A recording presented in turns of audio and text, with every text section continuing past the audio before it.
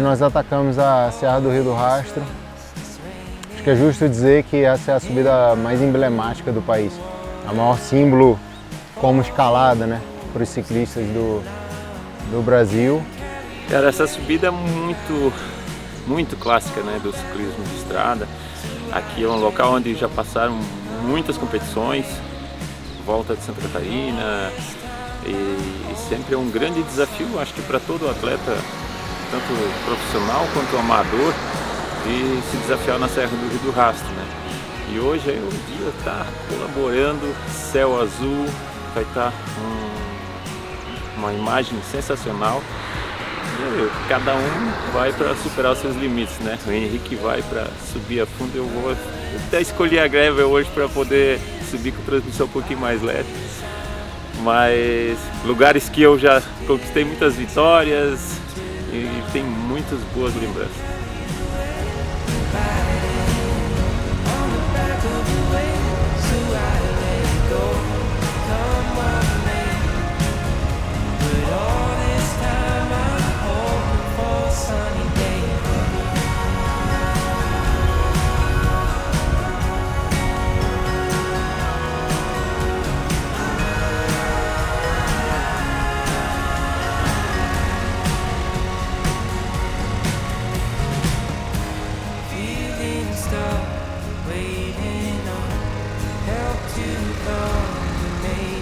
A subida tem praticamente 17 quilômetros e os primeiros quilômetros são mais rolados, assim, não muito inclinado, de asfalto, roda bastante, vai até bem rápido. E quando chega no concreto, na parte concreta, que começa a inclinação, aí realmente começa o desafio, começa com subidas com 12, 13, 14%, curvas bem acentuadas. Como é uma serra que tem muita umidade, patina o pneu também, então tem que ter essa técnica na hora de fazer alguns lugares ali. Às vezes tu fica de pé, imprime potência, só que a bicicleta não anda, então tem que ter essa técnica. E a dificuldade realmente é os últimos 5 km, onde que inclina muito, você já chega com um déficit, né, de energia, e é onde que tem que arrematar ali para conseguir fazer um tempo bom.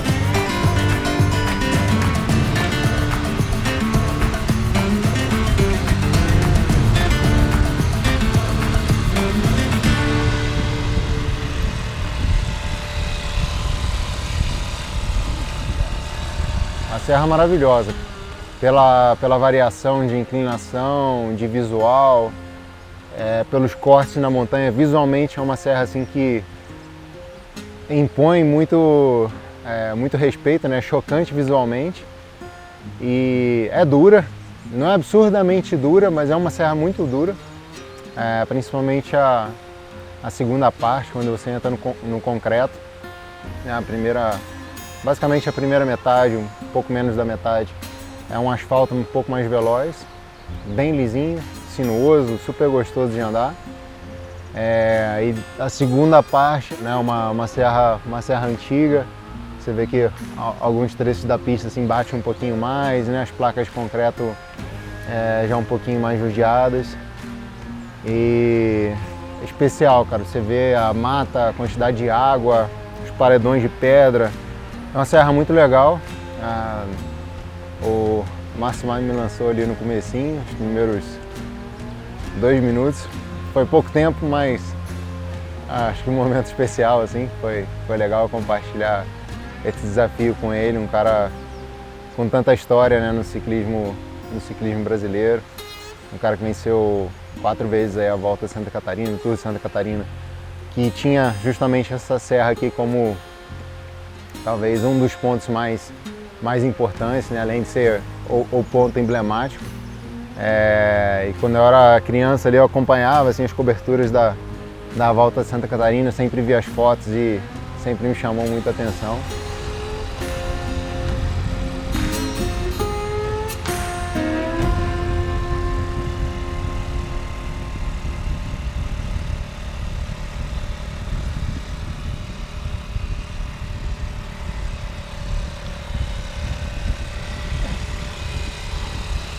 Eu sou o Márcio Mai, fui ciclista profissional, participei de 3 Olimpíadas nas provas de estrada, no caso em Barcelona 92, Atlanta 96 e Atenas 2004.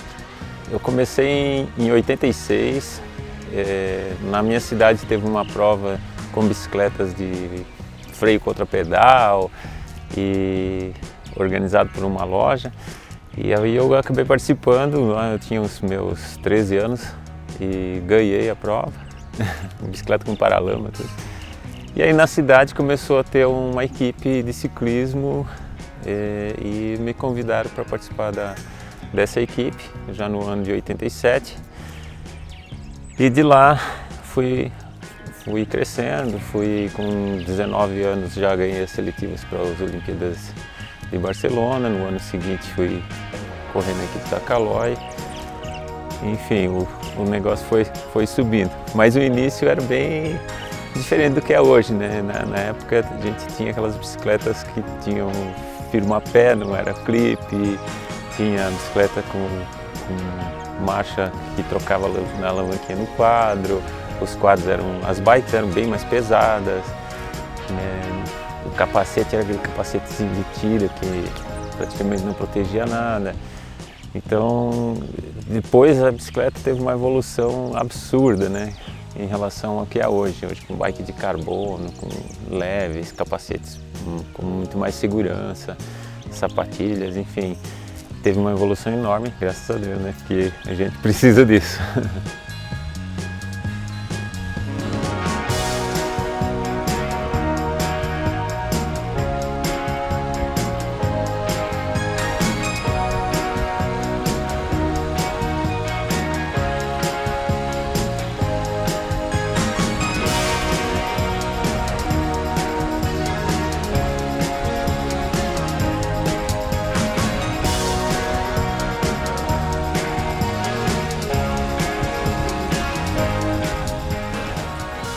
O sul do Brasil sempre teve algumas competições que eram referência, né? No caso a Volta de Santa Catarina, depois mudou o nome para Tour de Santa Catarina. Ele teve durante muito tempo, era uma competição que sempre se organizava na Semana da Pátria, então onde você passava no estado todo, as crianças vinham assistir a passagem e até hoje eu encontro pessoas que, hoje adultas, né, que eles foram há 30 anos atrás e essas pessoas falam, eu era da escola tal, ia ver vocês passar sempre. Então isso era muito bom para o ciclismo, era uma referência. A Serra do Rio do Rastro, principalmente, ela por ser uma subida longa, difícil, ela se torna um desafio. Era um desafio tanto para a gente como atleta e é um desafio para qualquer pessoa que queira lá se desafiar, de qualquer idade. Ela assusta até um pouco, porque tem uma hora que você vê todo aquele paredão, aquela serra, então eu acho que ela assusta mais do que realmente, né? No fim você sobe assim, é difícil, mas dá para fazer, mas ela é muito maravilhosa, sensacional. Então acho que qualquer ciclista que gostaria de se desafiar em uma serra deveria de conhecer a Serra do Rastro. E eu acho que é por isso que aqui o Sul tem essa fama, talvez porque teve muitas competições de ciclismo aqui. Hoje a gente está sem o Tour de Santa Catarina por uns anos. A gente está na esperança aí que retorne, porque é uma prova ícone ali que precisa voltar para voltar a trazer essa tradição do ciclismo para cá.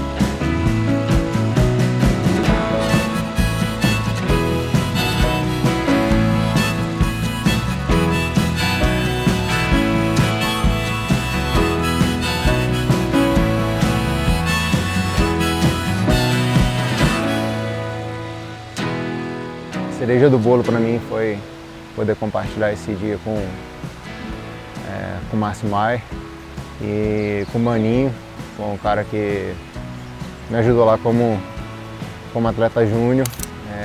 Eu subi essa serra aqui uma vez na minha vida, em 2007, foi num training camp da Seleção Brasileira Júnior e foi o Maninho que me trouxe aqui há quase 20 anos atrás, 18 anos atrás, 17 anos, e voltar com ele hoje aqui pilotando a moto da câmera foi legal. Sempre, engraçado que sempre deu algum PT assim quando ele estava por perto, aí hoje quando eu estava subindo ali que eu vi assim o carro da polícia passou e mandou parar, eu putz, tinha que ser um Maninho, cara, de novo.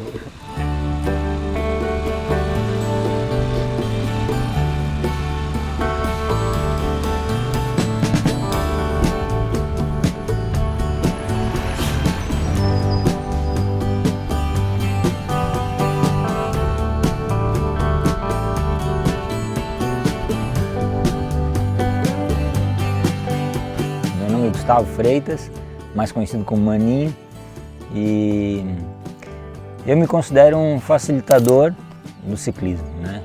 Eu sempre facilitei para quem ama o ciclismo como eu a chegar ao alto rendimento, né? Lá no início, quando eu era bem novo, com 12, 13 anos, eu pedalava, gostava de pedalar, gostava de fazer trilha. E sempre chamava alguém, porque fazer trilha sozinho era ruim, né? Então sempre acha um amigo e tal, na escola. E aí na escola a gente fazia as turmas no final de semana e ia para as trilhas.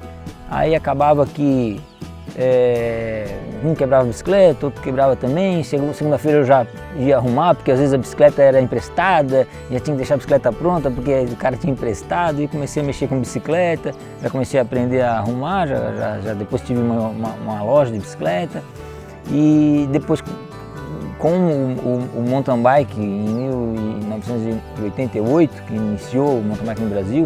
Em 89 já teve campeonato estadual, já fomos participar do campeonato estadual de mountain bike. Gostava muito de fazer trilha, né? E depois conheci o ciclismo, entrei no ciclismo de estrada também. Então, e quando eu tive essa loja, no final de tarde sempre tinha um moleque ou outro que estava ali na loja e a gente convidava para ir pedalar depois do horário, assim, né? E a molecada começava a treinar e tal, do município.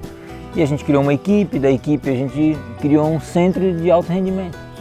né, onde que a gente começou a daí ter alguns patrocinadores e começou a realmente a ser ter uma estrutura, né? Depois a gente tivemos uma van, tivemos para levar as bicicletas, foi tendo apoio, isso tudo foi desenvolvendo. Chegou nesse momento onde a gente então tinha essa casa, onde realmente o atleta tinha essa assistência, porque eu morava em cima, então era 24 horas a gente junto. Então essa imersão, então eu saía para treinar com eles todo dia de manhã, a gente almoçava junto, aí ia descansar, depois acordava para arrumar a bicicleta, para lavar, para deixar tudo pronto para outro dia, depois eles iam para a escola à noite, né? Então isso era uma rotina. No final de semana a gente ia para a competição. Então, automaticamente dali, dessa rotina, sempre saía um atleta diferenciado, né? E com o passar dos anos, muita gente foi vindo, a gente sempre deu oportunidade para muita gente ir lá em casa. Nunca neguei para ninguém, independente de qualquer coisa, né? Se era do mountain bike, se era do ciclismo, se era bom, se era ruim, isso não importava. Ia para casa e chegava lá, o cara que tinha vontade se tornava o que queria, entendeu?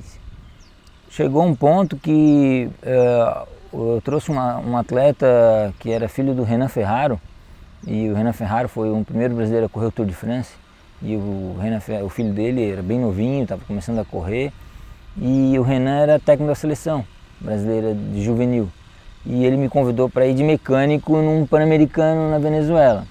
Aí depois, no outro ano, eu já estava de técnico, né? E aí eu fiz uma convocação para um Pan-Americano na Colômbia e chamei o Henrique. E o Henrique era do mountain bike, mas eu via várias vezes ele correr algumas provas de ciclismo. A gente ia correr uma Copa América de ciclismo no Interlagos, um autódromo que tinha, e ele sempre, era uma dificuldade ganhar do Henrique e tal. E eu disse, não, vou levar esse cara para a estrada. E eu sempre quis que o Henrique fosse para a estrada. Nossa, eu e ele, a gente tem um atrito, assim, porque lá em 2007, 2006, 2007, convoquei ele para o Pan-Americano na estrada e a gente foi para Duitama, na Colômbia, que foi onde foi o campeonato mundial em 95, onde estava Indurain, Marco Pantani, Abrão Olano, e a gente foi competir lá no mesmo local. E o Henrique foi o cara que mais andou naquela prova, cara, e os técnicos dos outros países, tudo falou, pô, esse cara aí é diferenciado. Aí a gente pegou e conseguiu uma vaga para o Mundial de estrada, no México. E aí eu tinha um patrocinador que tinha uma fábrica no México, olha que interessante. E o Mundial ia ser do lado, né? E aí eu consegui 40 dias antes para a gente ir para o México, ficar lá.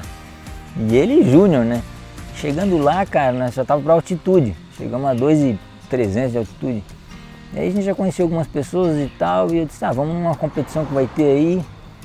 E nessa prova foi interessante porque o cara disse assim para nós, a gente está na altitude, vocês largam, nós vamos largar com os elites, né?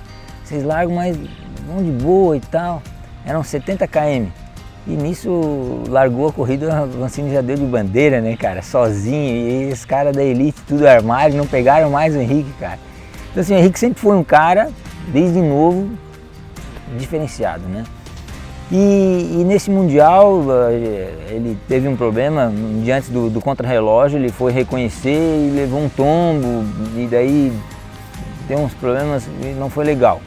Porém, lá nesse Mundial, o Henrique já conhecia o Sagan, o Peter Sagan. E eu tenho foto deles, tudo, e eu sempre dizia pra ele, pô, Henrique, vai pra estrada, cara, o Sagan tá aí, ó. E daí em 2008 o Sagan foi campeão mundial júnior de mountain bike, né? E depois o Sagan foi pra estrada, né? Foi várias vezes campeão mundial.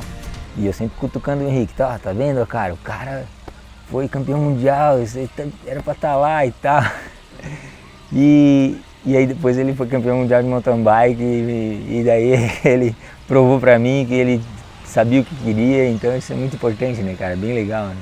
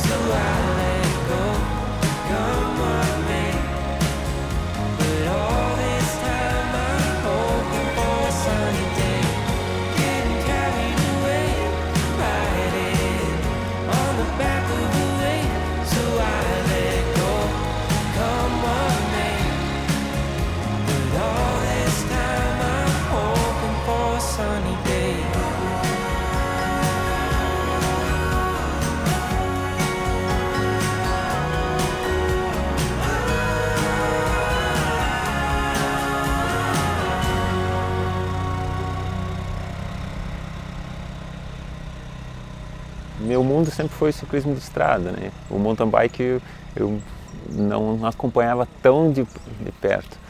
Mas eu parei de competir e fui trabalhar numa empresa que é a Royal Pro. Eu era o gerente comercial e o Henrique foi um dos caras que, quando ele tinha lá os seus 20 anos por aí, veio pedir patrocínio, né? E ele me mandou uma proposta e tal.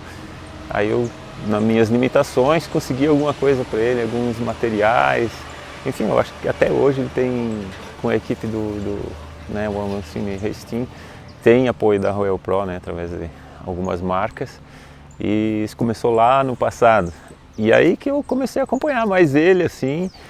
E, cara, quando ele venceu a primeira vez, correndo com a Caloi lá fora, assim, foi sensacional. Depois nós corremos juntos na Brasil Ride. Claro, ele na Elite, eu e o Ravelli na Master, mas a gente estava pela Caloi. Então, e ele foi o campeão da Brasil Ride, ele e o Sherman. E isso foi bem bacana, nós estávamos juntos, acompanhando. E dali para frente que ele foi cada vez melhor, né? E chegar a um título mundial, cara.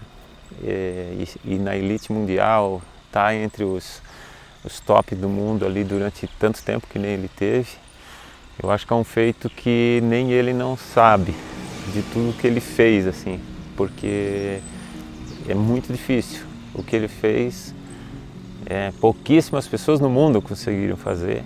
E do Brasil ele foi sempre o melhor. E a gente agora sonha que venha outro para substituí-lo, né? Porque ele deixou de competir. Eu fico feliz que ele está fazendo essas expedições, está fazendo algo assim que continue, né? Que não pare de incentivar as pessoas. E a gente espera que venham outras gerações que continuem o trabalho dele, porque isso é muito importante para o esporte, tem que ter uma continuidade.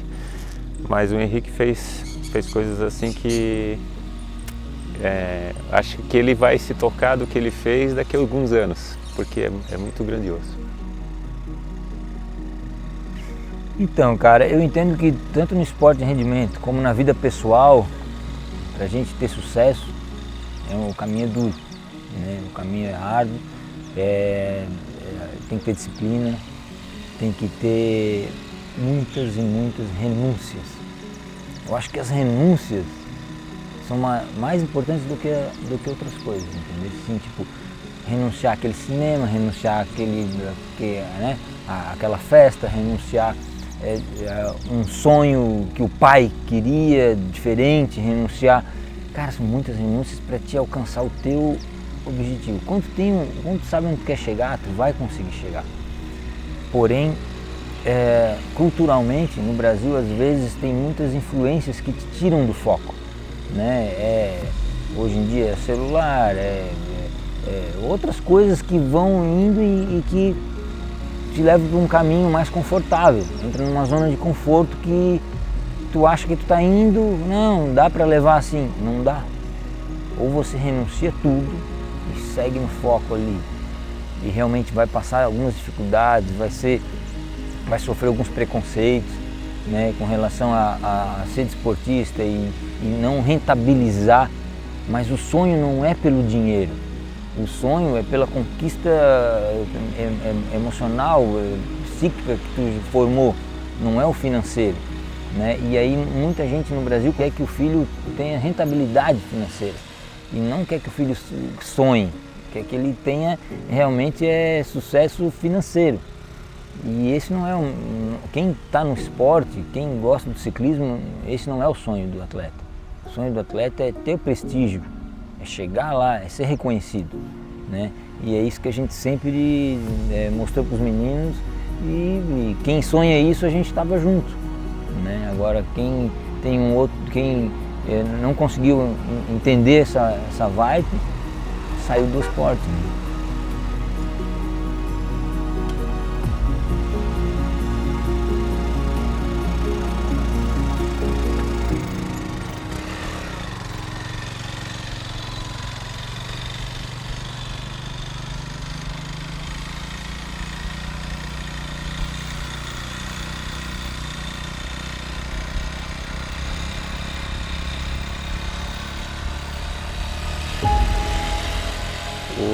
ciclismo ele mudou bastante. Antigamente você para ir para a Europa você tinha que ter 22, 23, 24 anos, que era uma idade assim que talvez fosse visto lá e pudesse competir numa equipe. Hoje eles estão recrutando atletas de 16, 17 anos, com contratos às vezes alongados.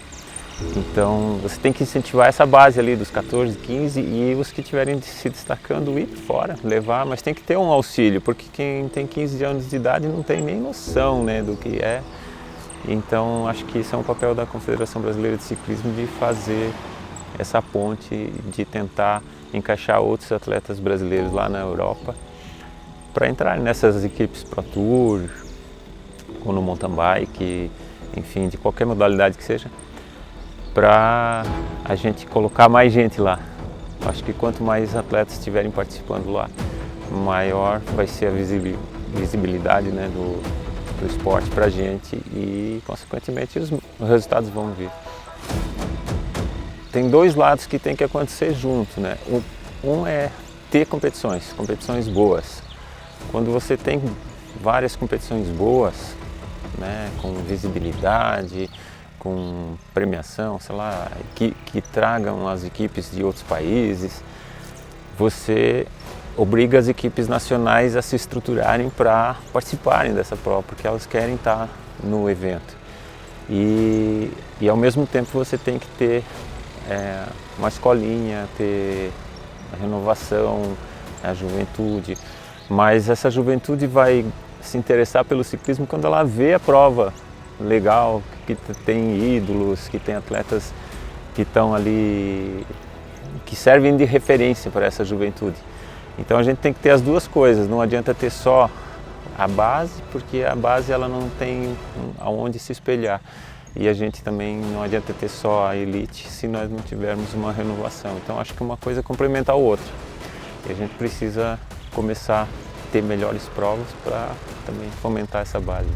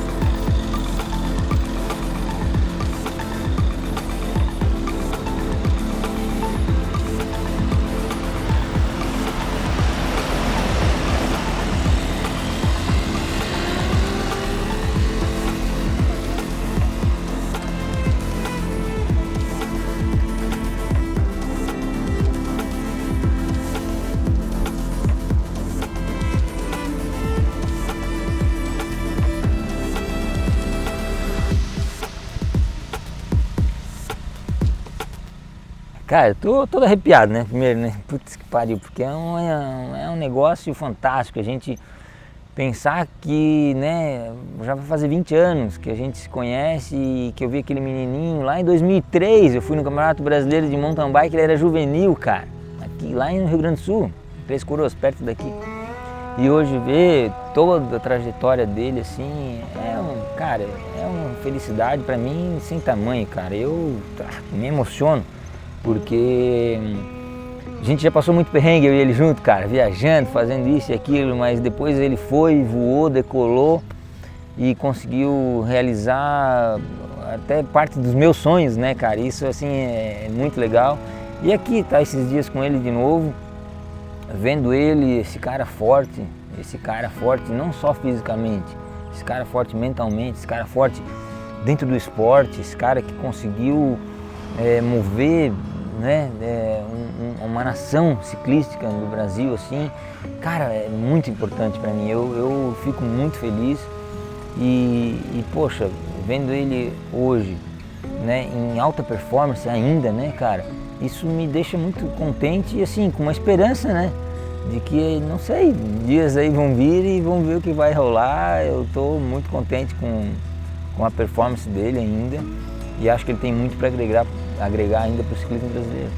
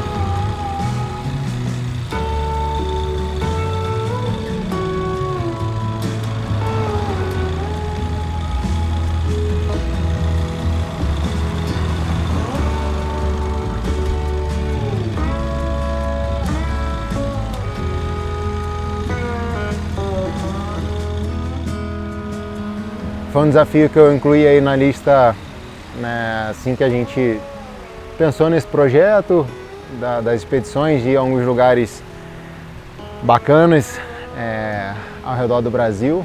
Foi um lugar que eu coloquei na lista e depois a galera sempre pedia também nas redes sociais, então teve muita antecipação, assim, né, muita ansiedade de todo mundo para assistir, para ver, né, o meu desempenho na Serra do Rio do Rastro. Subi com o Márcio ali esses primeiros 2 minutos e depois subi solo. A ideia era que o esforço fosse mais solo mesmo. Foi uma performance muito boa. Se eu não me engano, 407 watts de média. Eu estou mais levinho dessa vez, 67 quilos. E tem sido interessante para mim. Estou completando 1 ano de aposentado. Um ano que eu concluí praticamente um ano que eu concluí a minha última prova.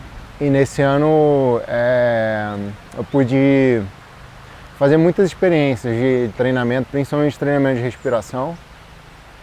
Apesar de não ter treinado de forma tão estruturada ou de forma extremamente estudada, hoje eu não sigo um programa de treinamento, não tenho acompanhamento, mas eu pego algumas coisas que eu fiz no passado, principalmente tenho feito muitas experiências de respiração antes, durante, após os meus treinos, para modulação de fluidos, tolerância a lactato, percepção de esforço.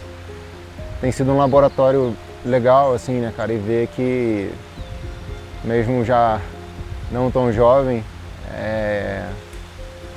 existem sempre recursos ali que você consegue buscar e evoluir. E chega a me impressionar, assim, cara, ver uma serra de 40 e tantos minutos sustentar 407 watts é uma wattagem bem boa, bem alta. E, cara, um esforço muito cru, assim, né?